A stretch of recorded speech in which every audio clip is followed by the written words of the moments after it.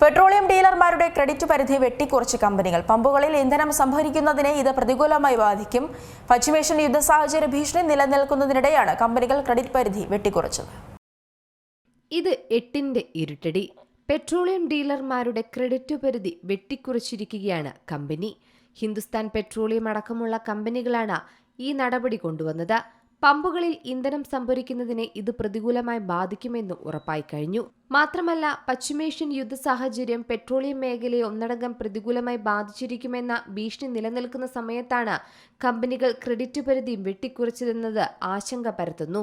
Hindustan petroleum അടക്കമുള്ള കമ്പനികളിൽ നിന്ന് 10 കോടിയുടെ പെട്രോളിയം ഇറക്കുമതി ചെയ്യുകയാണെങ്കിൽ ഏകദേശം 9 കോടി രൂപയായിരിക്കും തത്സമയം പെട്രോളിയം ഡീലർമാർ കമ്പനികൾക്ക് നൽകേണ്ടി വരുന്നത്. നിലവിലെ ചട്ടമനുസരിച്ച് 10 കോടിക്ക് ഇന്ധനം വാങ്ങുമ്പോൾ 1 കോടി രൂപ ക്രെഡിറ്റ് പരിധി നിശ്ചയിക്കുകയാണ്. ഈ ഒരു ക്രെഡിറ്റ് പരിധി എന്ന് പറയുന്നത് ബിസിനസ്സിലുടനീളം നിലനിൽക്കുന്ന കാര്യമായിരിക്കും. ഇതാണ് അപ്രതീക്ഷിതമായി കമ്പനികൾ വെട്ടിക്കുറച്ചിരിക്കുന്നത്. പ്രതിസന്ധി നേരിട്ടുകൊണ്ടിരിക്കുന്ന നിലവിലെ സാഹചര്യത്തിൽ ക്രെഡിറ്റ് പരിധി വെട്ടിക്കുറയ്ക്കുന്നത് ശരിക്കും പറഞ്ഞാൽ പെട്രോളിയം ഡീലർമാർക്ക് കനത്ത തിരിച്ചടി തന്നെയാണ് ഏൽപ്പിക്കുക.